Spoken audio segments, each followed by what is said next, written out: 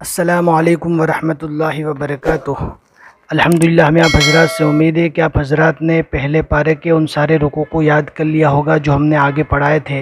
آج ہمیں جو رکوع پڑھنا ہے وہ رکوع نمبر 4 ہے۔ آپ دھیان کے ساتھ ہمارے ساتھ ساتھ پڑھیں، بہت ہی آسان ہے، کوئی نئی چیز آئے گی تو ہم ضرور بتائیں گے۔ اعوذ باللہ من الشیطان الرجیم، بسم اللہ الرحمن الرحیم۔ وَإِذْ قَالَ رَبُّكَ لِلْمَلَائِكَةِ إِنِّي جَاعِلٌ فِي الْأَرْضِ خَلِيفَةً قَالُوا أَتَجْعَلُ فِيهَا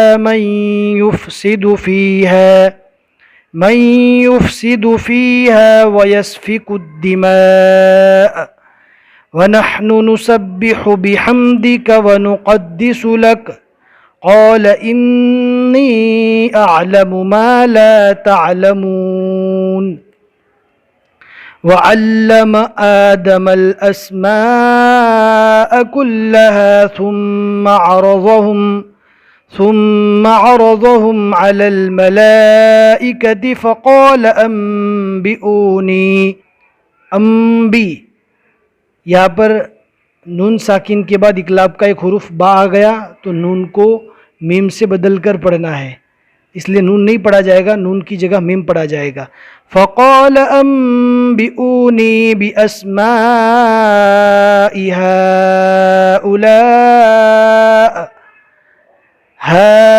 هؤلاء إن كنتم صادقين قالوا سبحانك لا علم لنا إلا ما علمتنا إنك أنت العليم الحكيم قال يا آدم أنبئهم فلما أنبأهم بأسمائهم قال ألم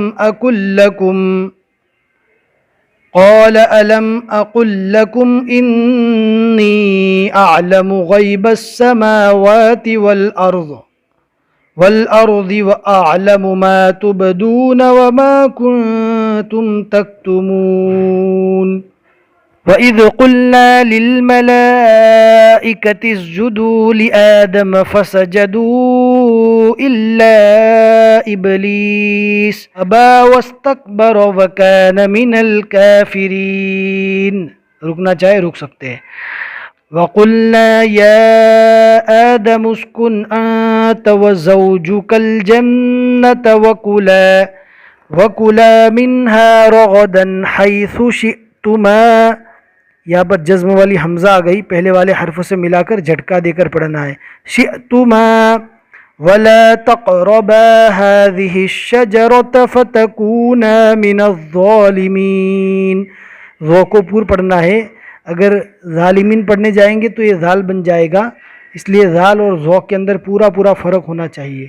فَأَزَلَّهُمَا الشَّيْطَانُ عَنْهَا فَأَخْرَجَهُمَا مِمَّا كَانَا فِيهِ وَقُلْنَا اهْبِطُوا بَعْضُكُمْ لِبَعْضٍ عَدُوٌّ۔ واو کو آدھا پڑھنا ہے، اوپر تشدید ہے، اس لیے تشدید کے اوپر جزم دے دینا ہے، اور دال کے ساتھ جب جزم آ جائے گا تو پہلے والے حرف سے ملا کر پڑھیں گے عدو۔ وَلَكُمْ فِي الْأَرْضِ مُسْتَقَرٌّ وَمَتَاعٌ إِلَى حِينٍ فَتَلَقَّى آدَمُ مِنْ رَبِّهِ كَلِمَاتٍ فَتَابَ عَلَيْهِ إِنَّهُ هُوَ التَّوَّابُ الرَّحِيمُ۔ قُلْنَا اهْبِطُوا مِنْهَا جَمِيعًا فَإِمَّا يَأْتِيَنَّكُمْ مِنِّي هُدًى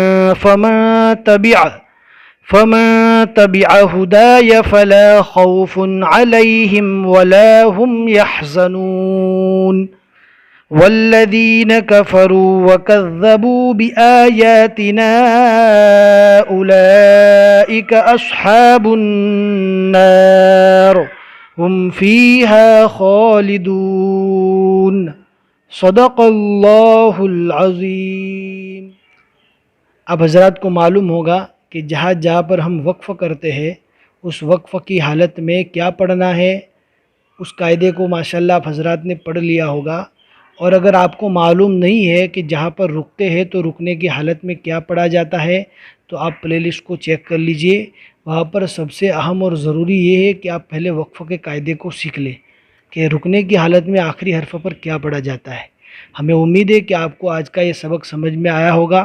ہمیں کمنٹ کر کے ضرور بتاوے کہ آپ کو سمجھ میں آیا کہ نہیں آیا، اور اپنے دوستوں کے ساتھ زیادہ سے زیادہ شیئر کرے تاکہ وہ بھی قرآن شریف کو مخارج کے ساتھ پڑھنے کی کوشش کرے۔ بس آج کے لیے اتنا ہی سبق۔ السلام علیکم ورحمۃ اللہ وبرکاتہ۔